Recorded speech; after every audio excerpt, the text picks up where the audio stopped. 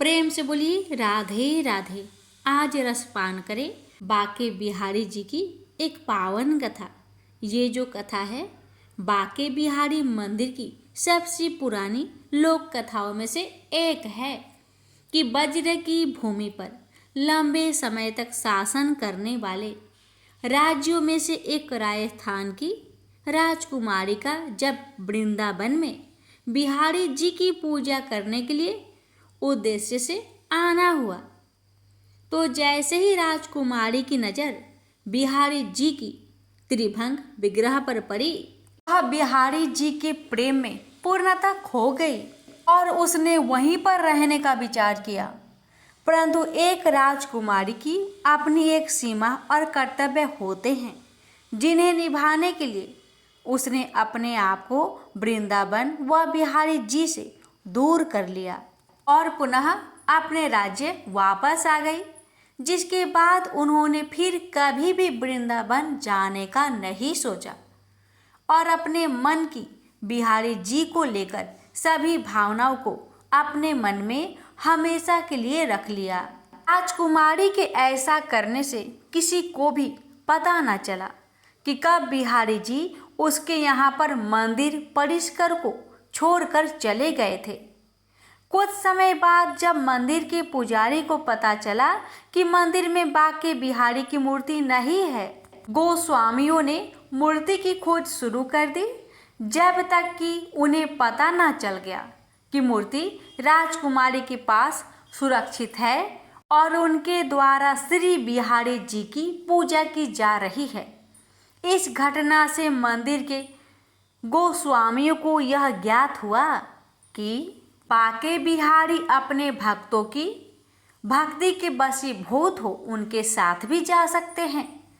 एक बार एक पत्नी ने अपने पति को बड़ी मिन्नतों के बाद वृंदावन जाने के लिए मना लिया, जिसके बाद दोनों वृंदावन आकर बाके बिहारी मंदिर के दर्शन करने के लिए गए।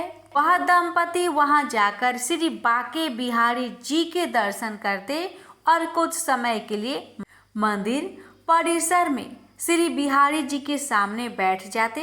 ऐसा करते करते बहुत दिन हुए।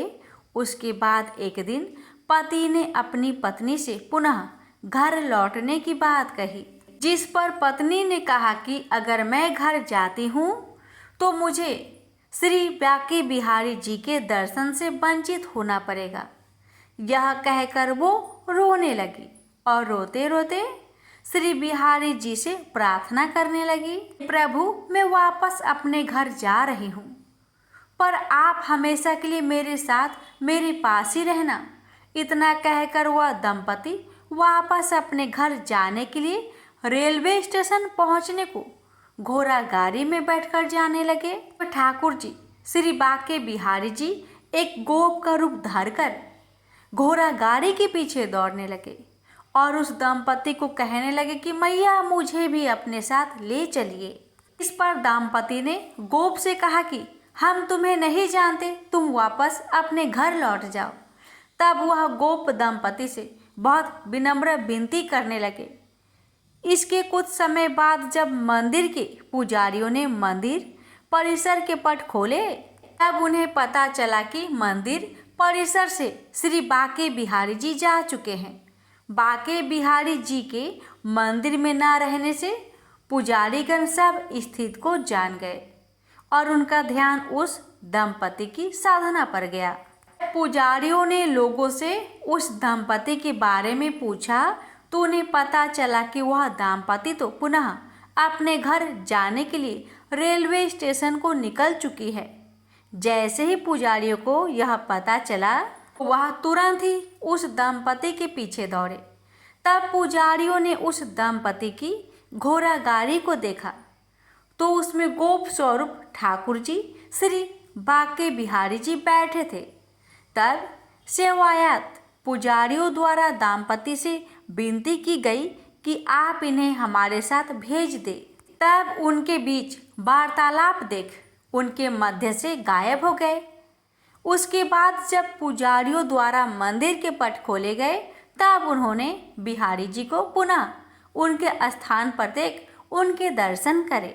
इस वाक्य को देख दाम्पत्य जोड़े ने बाके बिहारी जी की स्वयं कृपा देख संसार के मोह का पूर्णतः त्याग कर दिया और ठाकुर श्री बाके बिहारी जी के चरणों में अपने जीवन को पूर्णतः समर्पित कर दिया। ऐसे ही अनेकों कारणों से ठाकुर जी श्री बाके बिहारी जी की झांकी प्रथा अर्थात पर्दा प्रथा के दर्शन होते हैं। पुराणों में वर्णित है श्री बाके बिहारी जी एक विग्रह के स्वरूप में मंदिर में विराजमान है, लेकिन वह अपने भक्तों की पुकार जरूर सुनते हैं। किंवदंतियों के अनुसार ऐसे ही एक पुकार ठाकुर जी बाके बिहारी जी ने अपने उड़ीसा के भक्त की सुनी थी। वह कहानी कुछ इस प्रकार है कि उड़ीसा के एक गांव साखी गोपाल से दो ब्राह्मण 4 धाम की यात्रा के लिए वृंदावन आए। उन ब्राह्मणों में एक वृद्ध व्यक्ति वह एक नवयुवक था। यात्रा करते में वृद्ध की तबीयत खराब होने पर जब उस नवयुवक ने उनकी अच्छे से देखभाल की, जिस पर वह वृद्ध खुश हो गया, उस युवक से अपनी बेटी की शादी करवाने की बात कहता है। और यह सब वार्तालाप बाके बिहारी जी के सामने हो रहा था। जब वह दोनों अपनी यात्रा पूर्ण कर वापस गांव पहुंचे तो वह वृद्ध व्यक्ति अपनी बात से मुकर गया। इस पर नवयुवक व्यक्ति ने बात सरपंच को कही।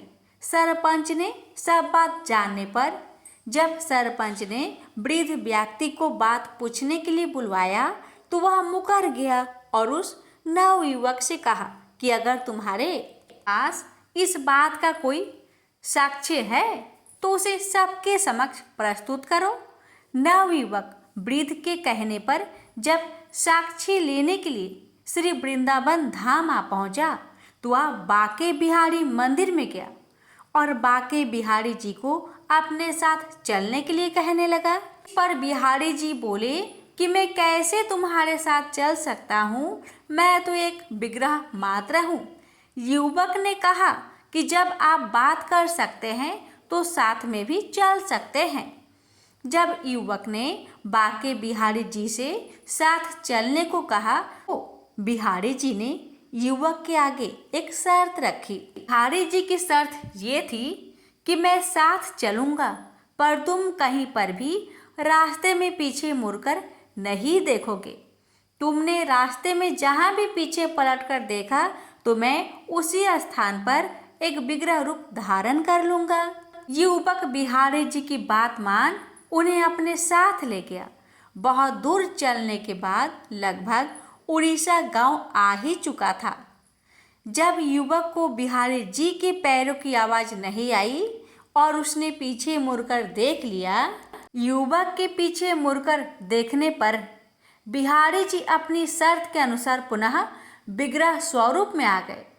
तब युवक थोड़ा चिंतित हुआ और सभी गांव वालों को बुलाकर वहां ले आया, जिसे देख सभी लोग दंग रह गए और उस युवक की बात पर यकीन कर लिया कि जिस युवक के लिए खुद भगवान साक्षी बनकर आ सकते हैं, भला वो युवक कैसे झूठ बोल सकता है।